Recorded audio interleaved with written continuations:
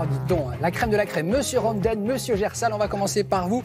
Patrice, revue de presse culturelle. Oui, avec les dessins du Canard enchaîné, nous sommes mercredi. Ah ben oui. Alors l'affaire Vauquier, hein. Bon, il a voulu parler vrai, ça lui est revenu dans la figure, d'où ce dessin de Mouget, tonton flingueur de droite, Laurent Vauquier. Pan, dans le front. Un dessin n'est jamais aussi bon que quand il marie deux actus. Vous voyez ce dessin toujours de Mouget. Malgré un accroc dans les sondages, le couple de patineurs continue le programme. Allusion, bien sûr, à la mésaventure arrivée à Gabriela Papadakis et Guillaume Cizeron, hein, qui, dans l'épreuve de danse, ont vu la robe de la jeune femme se dégrafer, voilà. mais tenir malgré tout. Ce qui aurait coûté la place de la médaille d'or. Hein. C'est ce qu'on dit en tout cas. Il y a des chances, mais ils ont eu la médaille d'argent. Oui. La loi Collomb pour les nuls, la fameuse loi Asile et Immigration, inspire ce dessin à Lefred Touron. Humanité et fermeté sont dans un bateau, humanité tombe à l'eau, 3 petits points.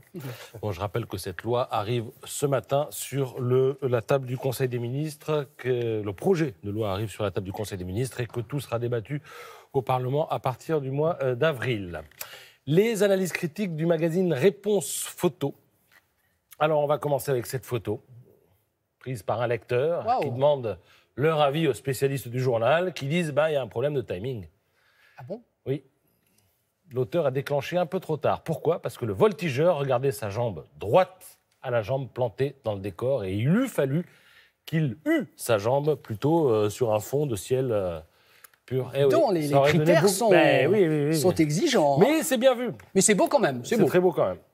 El Rapidito, vous connaissez peut-être ce restaurant, en tout cas, qui a inspiré cette photo à ce lecteur de Réponse Photo. Alors, le gars à gauche, il est ivre. Je vous donne les éléments de contexte. La femme est très, très grande. D'ailleurs, le gars semble lui signifier qu'effectivement, il trouve qu'elle a une différence de taille avec lui. Problème de cette photo, l'acteur principal est masqué par son bras.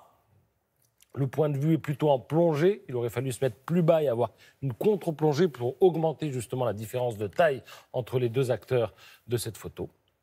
Et alors, cette photo prise à Brighton, regardez, la jambe et le bras du modèle sont coupés, le visage est caché. Ça n'est pas bon. Il lui fallut le prendre de profil pour inscrire le regard dans la perspective de Alors, ce que je ne comprends pas, Patrice, ce sont des photos posées ou volées dans la rue? Non, ce sont des photos faites par des lecteurs, parfois posées, parfois pas du tout. Et après, on demande une analyse critique. Ils les envoient en disant, regardez, je suis un génie. Et parfois, on leur dit, oui, vous êtes un génie, mais oui, non, mais vous auriez pu faire un petit peu mieux en faisant telle ou telle chose.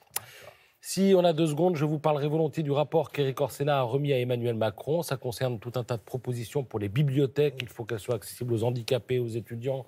Faire circuler les livres, certes dans les bibliothèques, mais aussi à la poste, dans le train, dans les pôles emploi. Voilà, il y a 16 500 lieux de lecture en France comme ça. Et puisqu'il est question de livres, je vous propose celui du jour, intitulé « La charge mentale des femmes ». Tout est dans le titre. En fait, aujourd'hui, les femmes doivent organiser la vie familiale, la vie professionnelle, la vie de couple, gérer les repas, les courses, les vacances, la réunion de parents d'élèves, etc. J'en passe et j'en passe. Et à l'arrivée, la charge de mental devient psychologique et c'est le burn-out qui menace. Donc, comment arrêter le temps? Comment repérer les signes avant-coureurs de la catastrophe quand elle se profile? Comment s'organiser, désamorcer ce sentiment d'urgence? Eh bien, c'est l'objet de ce livre signé Aurélia Schneider, qui est médecin, et qui s'adresse aussi évidemment aux hommes, parce que nous aussi, parfois, on est fatigués. Oui, ça arrive, absolument. Merci beaucoup, Patrice.